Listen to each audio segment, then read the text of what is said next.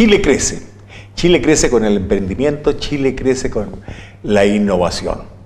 Seguimos, nosotros ya hemos dicho varias veces en todos los programas que hemos cambiado la línea editorial, que ahora nos vamos justamente a ver cómo con el emprendimiento y la innovación podemos salir adelante con la pequeña empresa o con la empresa de menor tamaño.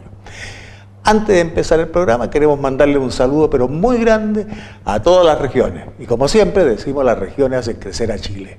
También le mandamos un saludo a los canales regionales que transmiten este programa, que los canales regionales son los ojos y oídos de las regiones. Saludo grande. Bueno, ¿con quién estamos ahora? Tenemos siempre muy buenos invitados nosotros y ahora tenemos uno que es excelente, Fernando Prieto. Fernando Prieto es empresario y escritor. Él escribió un libro con la Evelyn Matei. No vamos a decir que lo que es ni ninguna cosa, sino que nos interesa la persona como es. Pero bueno, saludemos a Fernando Prieto. ¿Cómo estás, Fernando? Miguel Ruiz, no vamos a decir gracias. Tu currículum porque lo pueden ver en la página. Ocuparíamos todo el tiempo hablando de tu currículum. Muchas gracias, Luis. ¿No es cierto? Entonces, mejor que lo vean ustedes en el mail que está apareciendo en este momento en pantalla. Bueno, hablemos del libro que se llama Chile en un mundo sin frontera. Sin frontera. O sea, ¿por qué dice todo el mundo sin frontera? Porque está amplio.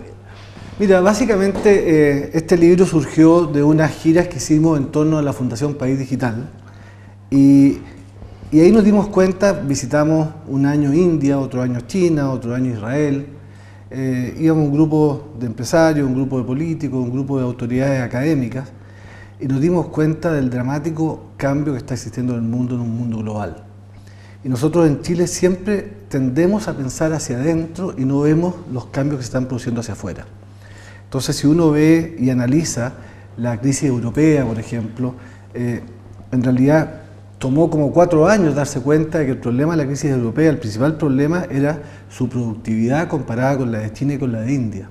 Entonces, de alguna manera quisimos poner el tema en la discusión y en uno de estos viajes nos conocimos con Evelyn Matei y tuvimos algunas discusiones al principio de miradas distintas, pero después, en la medida que profundizamos esa conversación, nos dimos cuenta de que la mirada hacia futuro, hacia dónde el país tenía que ir, era muy similar. Y como muchos conocen cómo es Evelyn, ella es una persona muy estudiosa, muy rigurosa. Fue un trabajo de un año muy riguroso en cada uno de los temas que colocamos en este libro.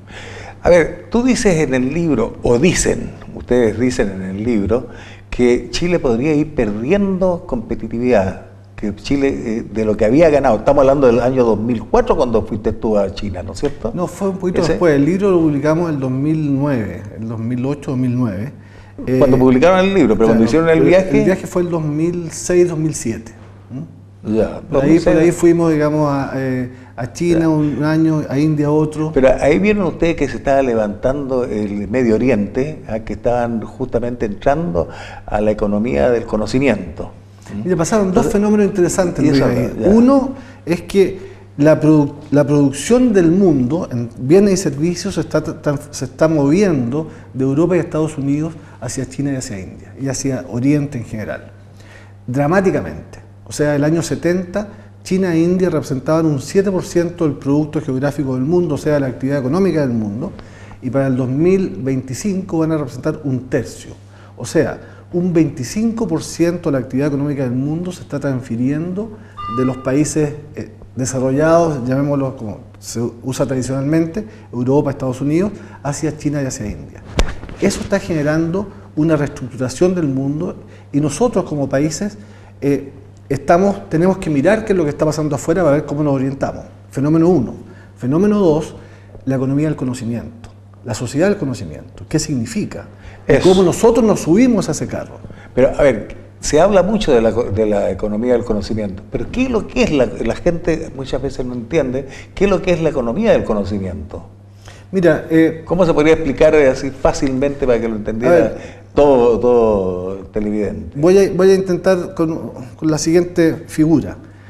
Cuando se está investigando y se investiga una variedad nueva de una fruta, por ejemplo, esa fruta puede ser patentada.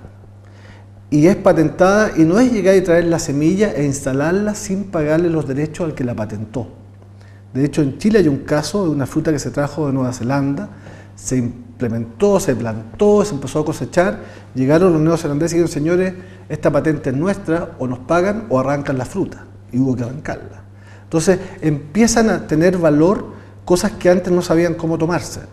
O sea, cuando nosotros decimos, a ver, los computadores es un fierro, pero el diseño que hay detrás, o sea, el fierro mismo cuesta muy poco, pero la investigación y el desarrollo que hay detrás es puro conocimiento para llegar a eso.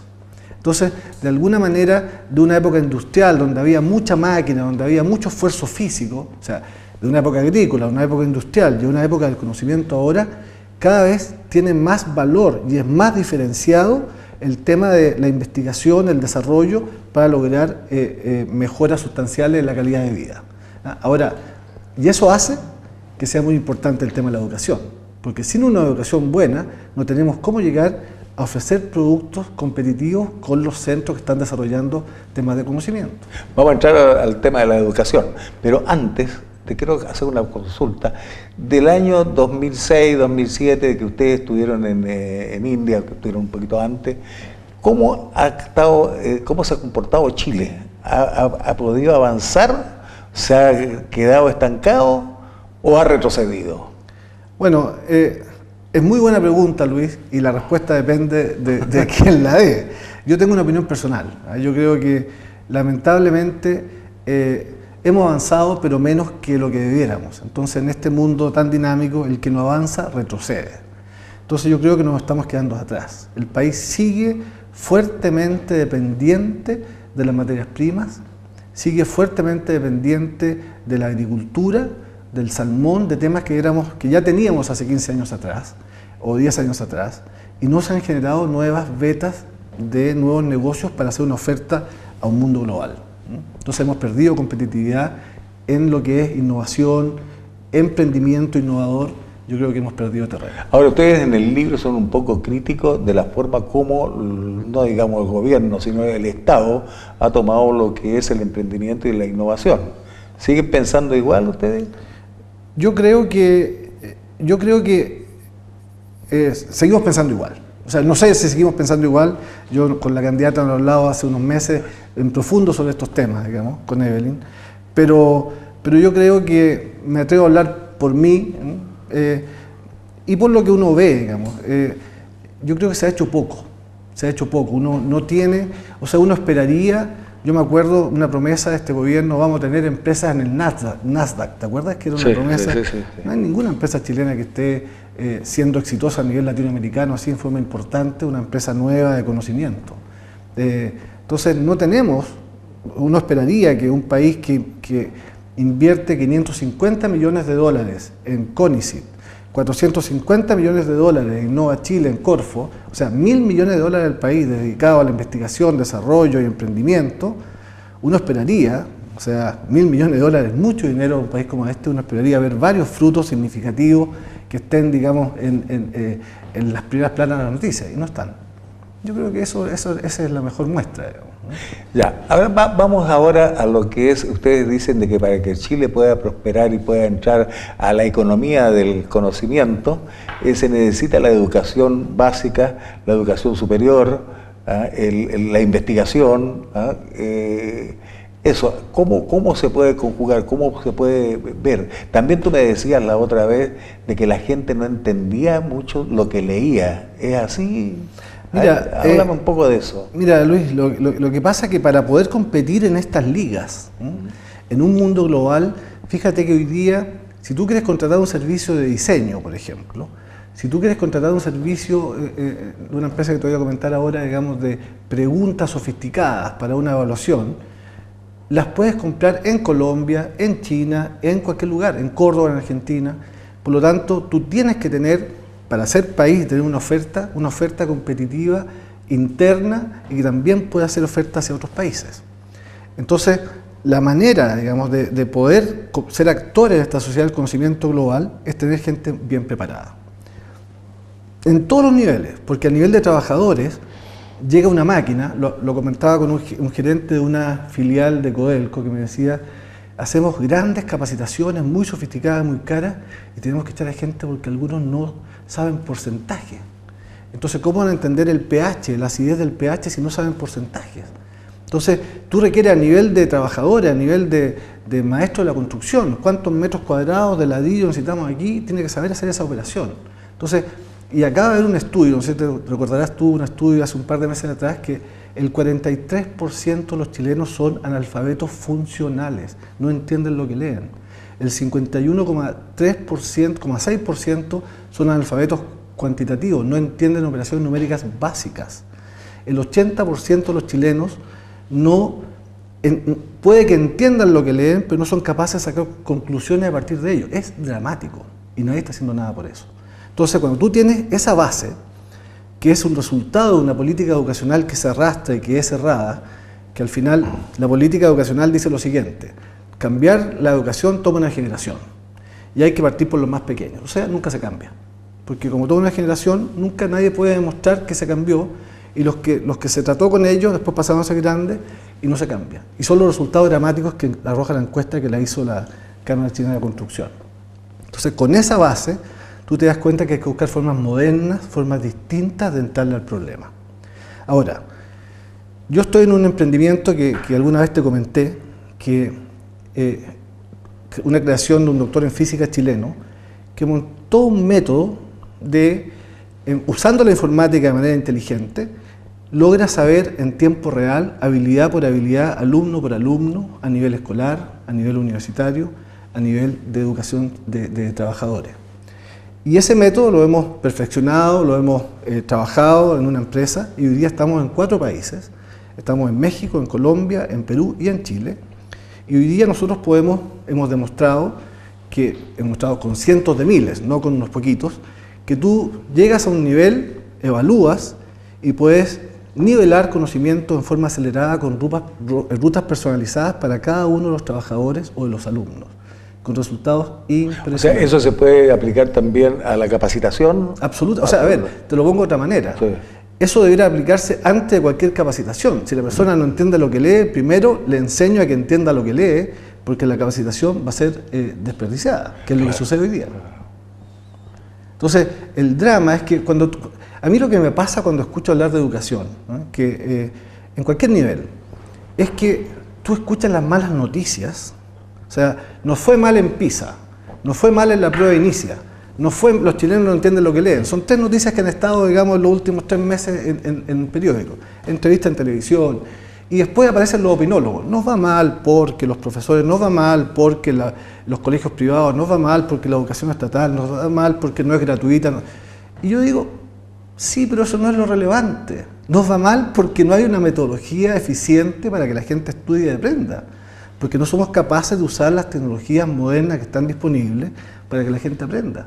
Entonces, es una conversación absurda y equivocada. Que haya un diagnóstico y que hayan comentaristas o opinólogos sobre eso, no aporta a la discusión. Fíjate que este informe que hizo la OTIC de la Cámara Chilena de Construcción, ese estudio se hizo 15 años antes, se hizo en el 98, con unas técnicas de la OSDE, donde Chile participó con varios países europeos y por supuesto fuimos los últimos. Se repitió la misma metodología y los resultados son exactamente igual de malos 15 años después. O sea, y eso es noticia de un día. El día siguiente chocó un camión, lamentablemente, lo que sea, y nos olvidamos del problema. La prueba de inicio de los profesores fue noticia de 2 días. La prueba PISA fue noticia de anteayer y un día, digamos, en el diario y pasó. Pero no pasa nada con las autoridades que dicen, bueno, a ver, sentémonos, ¿por qué nos fue mal en la PISA? ¿Por qué no hemos prosperado en esto otro? ¿No hay un estudio, no hay una investigación de lo que está sucediendo? Yo creo, esto es una opinión muy personal, ¿eh? Yo creo que esto es un tema que lamentablemente está solo en manos de facultades de pedagogía y especialistas en educación tradicional, y para cambiar el tema y lograr los resultados que nosotros estamos logrando en otros países, tú requieres hacer un cambio como el que se hizo en la salud. En la salud, por ejemplo, cuando tú eras pequeño, llegaba al médico, tiene amigdalitis, inyección de benzetacina, 7 días en cama, 1 día sin fiebre y vaya al colegio. Hoy día un niño se enferma, lo llevan a un lugar, lo analizan, le sacan una muestra y a los 3 días está en el colegio. ¿Qué pasó? la industria farmacéutica, la biotecnología, la industria electrónica va a hacer los exámenes, la industria química. El médico sigue liderando el proceso, pero hay todo una cosa alrededor. En educación sigue usándose lo mismo que hace tiempo atrás, que hace 200 años atrás. No, pero es que hay muchos computadores, pero los computadores lo único que tienen son digitalmente lo que antes era un libro, o sea, ni siquiera tienen un proceso de gestión del aprendizaje. Entonces, en el fondo han cambiado la manera de colocar el contenido, pero el contenido es el mismo. Se han invertido, cuando se habla de informática educativa, la gente arruga la nariz, porque tiene en su cabeza el modelo antiguo de decir, estos son computadores, infraestructura, contenido, grafiquitos y cosas. Y eso no funcionó. Entonces, como no funcionó, la gente dice entonces no funciona. Ya, dime, ¿cuál sería la idea de lo que has conversado tú con tus colegas y con Evelyn Matei y todo? ¿Qué le falta a Chile? ¿Qué tendríamos que hacer para poder tomar en serio lo que estás hablando tú de que en realidad es lamentable que Chile vaya quedando atrás cuando partimos tan bien en los primeros, estamos hablando de 20 años atrás, partimos tan bien nosotros siendo uno de los países que estábamos más desarrollados dentro de los países subdesarrollados? Y ahora hemos ido perdiendo puntaje cada vez más. Mira, ¿Qué tendríamos que hacer? Yo creo que, según tu... a mi modesta opinión, lo que tenemos que hacer es que los líderes políticos en general entiendan la complejidad que hay en lo que estamos haciendo. O sea, en lo que el mundo está pasando. Porque fíjate que me ha tocado estar con varios de los o sea, Evelyn me invitó gentilmente a ser parte de un comité de innovación, emprendimiento y tecnología en su comando. Y digo gentilmente porque yo políticamente... No, tú no eres político, lo sabemos todos que no eres político. Sí, ese no es mi fuerte, digamos. Entonces, y trabajamos seriamente con un equipo y después nos ha tocado en algunas mesas con el responsable de la candidatura de la otra candidata y los problemas son re parecidos. Lo que hay que hacer a nivel de especialista está muy claro. Yo creo que lo que no está claro es o sea, los diagnósticos de las dos candidaturas que hubo o hay son muy parecidos. Fueron muy parecidos. Pero yo creo que no está claro que ese es un tema estratégico de país, de futuro y de presente, sino que la gente tiende a irse al tema energético, al tema del presupuesto, al tema de quién paga la educación o no, y esos son temas operacionales. O sea, defínase e impleméntese. Pero el tema de pensar el país a futuro, el tema de pensar cuáles son las nuevas formas de enseñar, las nuevas formas que los niños aprendan, hacia dónde va el mundo, y temas donde además una empresa chilena, en la que yo tengo el orgullo de participar, estamos demostrando con cientos de miles de casos en otros países, y no en muy pocos casos en nuestro país, yo digo, a ver, como queda una impotencia que no haya claridad al respecto. Yo creo que eso es mirar cómo la tecnología influye en la vida de las personas. Cuando decimos, quiero mejor tecnología, quiero mejor calidad de vida para los chilenos. Eso significa que no haya cola en los consultorios, tecnología detrás. Que el Transantiago funcione de acuerdo a un cierto programa, tecnología detrás.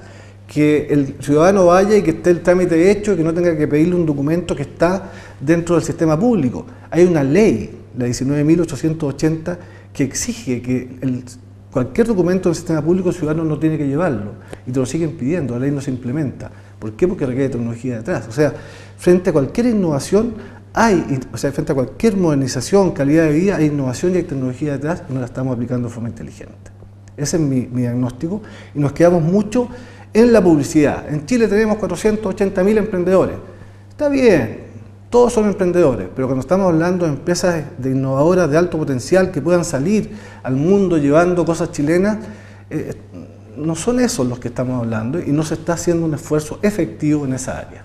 O sea, también hay que hablar, decirlo de la verdad, es que han aumentado los emprendedores, pero nunca se habla de los que van muriendo, de los que van quedando atrás. Entonces, o sea, tú lo dices muy bien, porque esto de empujar a los emprendedores, a sean emprendedores, y no darle lucidez y apoyo oportuno, es mucha gente que sueña con y se queda en la mitad del camino, y se queda perdiendo el auto, hipotecando la casa, Porque se entusiasma. Porque se entusiasma, claro. Ahora, los bonos que da, los subsidios que da el Estado, en realidad los entrega, pero no sigue más adelante monitoreando al empresario para ver qué es lo que le falta, cómo puede dar el otro peldaño, cómo puede subir al otro peldaño. Fíjate que yo creo que ahí hemos perdido, Luis, y tu pregunta del principio fue muy buena, hemos perdido porque yo he trabajado mucho en el tema de inversionistas ángeles, inversionistas que apoyan con forma inteligente, con experiencia, con redes, a emprendedores que tienen un lindo proyecto. Y así yo llegué a este proyecto educacional espectacular en Galileo en el que estamos. Yo creo que tenemos una misión.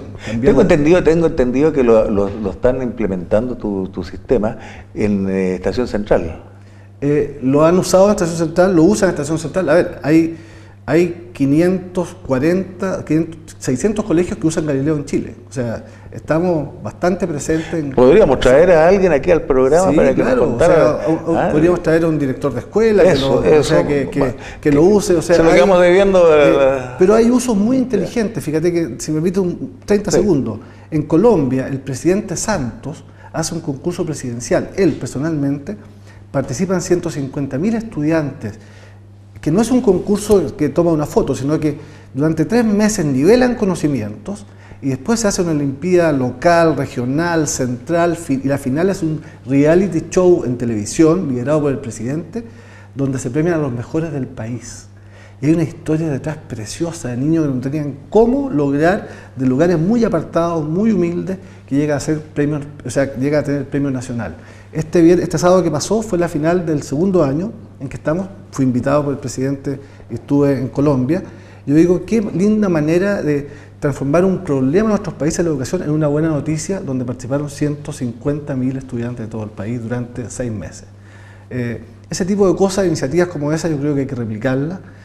Yo creo que, de vuelta, la innovación requiere gente que se atreva a tomar riesgos, ¿no? Si tú vas en el Ministerio de Educación en Chile, salvo el grupo de enlaces, que es un grupo que entiende tecnología y que ha implementado, yo te diría que el resto de las autoridades no digamos que son contrarias, pero son como cuidadosas respecto a innovar en esto. Oye, tú tienes que saber muy bien porque tú participaste en Capital Ángel, estás participando todavía en sí. Capital Ángel. ¿No llegan proyectos que entusiasmen al capitalista? Mira, ¿qué pasa con eso?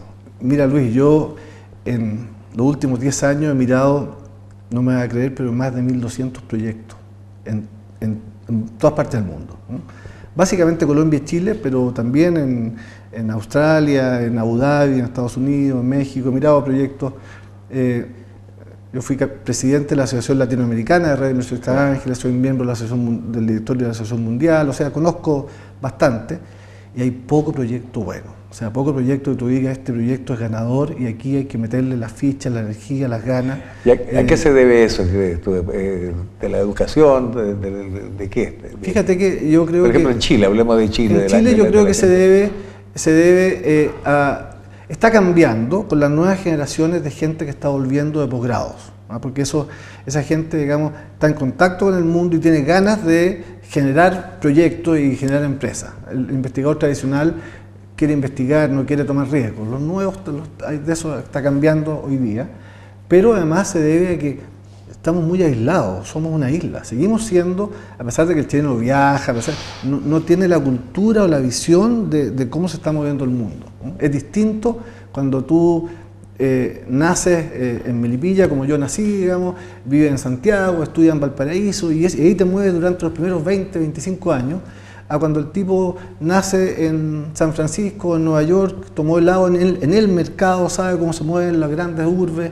Entonces, ese diferencial... Lleva un paso muy claro, ese diferencial cultural cuesta suplirlo, ¿no? Y ahí donde el inversionista ángel, con la experiencia, con las redes, puede ayudar a dar un impulso a estos proyectos con potencial. Bueno, yo creo que vamos a tener que seguir conversando y no solamente eso, yo te invito a que traigamos gente, traigamos un emprendedor, por ejemplo, que tú que conoces los emprendedores que han sido exitosos, que podamos conversar, yo con él, para que vea la gente cómo se han comportado. Y no solamente eso, sino que también sería bueno traer los empresarios que han fracasado, para que den su experiencia, por qué fracasaron, porque mucha gente ha incursionado en el emprendimiento, pero después ha terminado como un empleado porque no fue capaz de seguir adelante con su negocio. Bueno, entonces, esa persona necesitamos sacarles, desaviarlo, de decir por qué, qué pasó, qué hizo mal. ¿Ah? Y a lo mejor lo juntamos con uno que le haya ido bien y le dice, no, tú hiciste esto mal y yo lo hice bien, pero buscar la manera de cómo enseñamos a la gente a que pueda emprender, pero por el camino bueno, por el camino... Me parece una excelente idea, y de hecho yo tengo varios fracasos de emprendimiento también, que eso es lo interesante, porque ahí está el aprendizaje, ¿eh? Pero me parece una excelente idea, porque yo creo que en el fracaso está el aprendizaje, en el error está el aprendizaje, y un mensaje para todos los emprendedores es: no importa fracasar, hay que saber pararse y hay que tener la fuerza para intentarlo de nuevo. Esa es como ahí está la diferencia. Claro, es decir, el fracaso debiera tomarse como un currículo. Exactamente, ¿entiendes? Es parte del proceso de aprendizaje, claro, digámoslo así. ¿entiendes? Para que la gente... Yo hablaba con un senador una vez, y le preguntaba justamente qué pasaba con la gente que había fracasado, que estaba en DICOM y todo eso. Me decía, yo no le tengo miedo a los cheques protestados, a ninguna de esas cosas. ¿Por qué? Porque el que ha tenido cheques protestados, el que ha tenido fracaso, cuando se levanta, es más fuerte que el que no ha tenido nunca ningún problema. Fíjate que el primer proyecto que apoyamos en la red Southern Angels, la red de inversionistas ángeles, fue de una persona que había quebrado. Estaba explicando su proyecto, entonces, y se retorcía. Entonces dije, a ver, perdóname, ¿por qué tú tuviste un emprendimiento? Sí, he tenido dos. ¿Quebraste?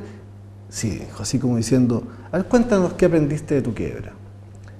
Y de ahí armó un proyecto tan bonito a partir de esa experiencia, que fue el primer proyecto donde hubo gente que se entusiasmó y le puso dinero, digamos, a su proyecto. Qué bueno. Bueno, desgraciadamente estamos tan entretenidos y no sé, el televidente, yo también creo que ha sacado mucho provecho de lo que ha hablado nuestro amigo Prieto, pero el programa termina. Así que será hasta una próxima vez. Luis, muchas gracias por la invitación. Feliz de apoyarte en la labor tan linda que tú desarrollas, incentivando a la gente a que tome riesgo y construya. La vamos a tomar juntos. ¿Ah? Y a ustedes les decimos hasta un próximo programa.